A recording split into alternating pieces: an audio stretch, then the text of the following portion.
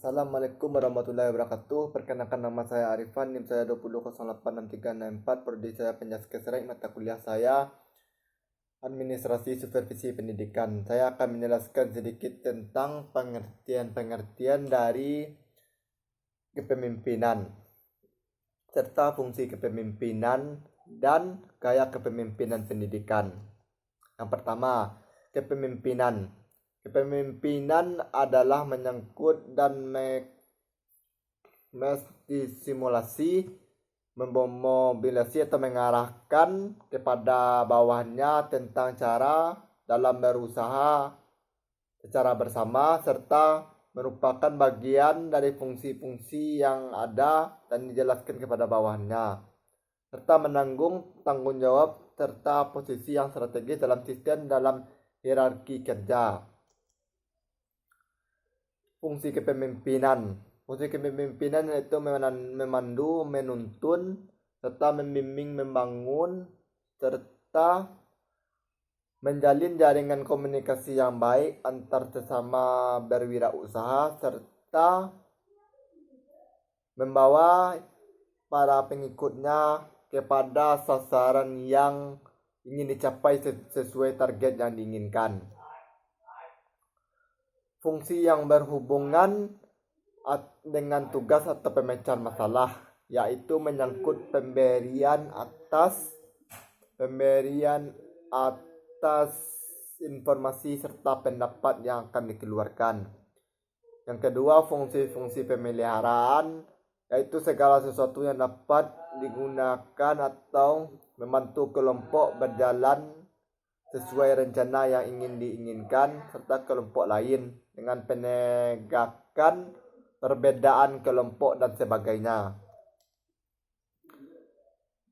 Buku kepemimpinan mengatakan bahwa gaya kepemimpinan adalah cara seseorang mengeluarkan hasil pimpinannya yang digunakan oleh seorang pimpinannya atau yang digunakan pimpinannya untuk mengatur serta memberikan arahan kepada bawahnya agar bisa mencapai tujuan yang diinginkan.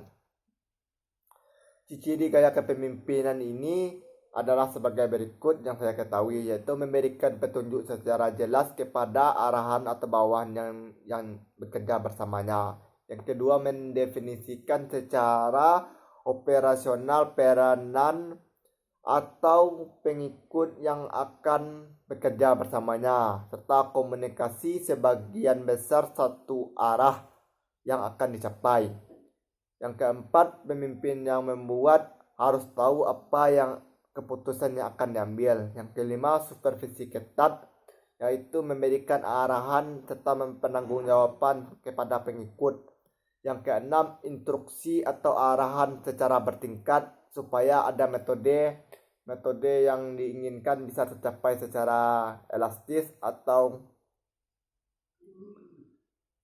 baik.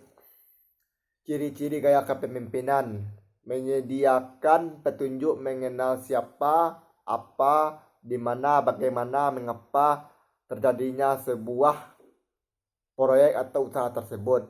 Yang kedua, mengenai tugas satu atau perintah yang harus dilakukan harus sesuai dari kepemimpinan tersebut. Yang ketiga, pemimpin membuat keputusan dan menjelaskan keputusan yang telah dia buat sesuai rencana. Yang keempat, menjelaskan peran atau pengikut yang akan diberikan kepada pengarahan. Mengajukan pertanyaan untuk mengidentifikasi level kemampuan dari bawahan atau karyawan tersebut. Ciri-ciri gaya kepemimpinan ini juga terbagi sebagai berikut. Satu, membagi tanggung jawab untuk membuat keputusan secara bersama, memfokuskan kegiatan untuk mendapatkan hasil yang baik, mengikutkan sertakan semua karyawan agar bisa mengeluarkan pendapat yang baik, berkomitmen serta bermotivasi, dan mengeluarkan hasil kerja keras sesuai arahan yang diberikan pemimpin, menentukan langkah-langkah atau metode yang akan diturunkan, serta memberikan dorongan atau dukungan kepada karyawan tersebut.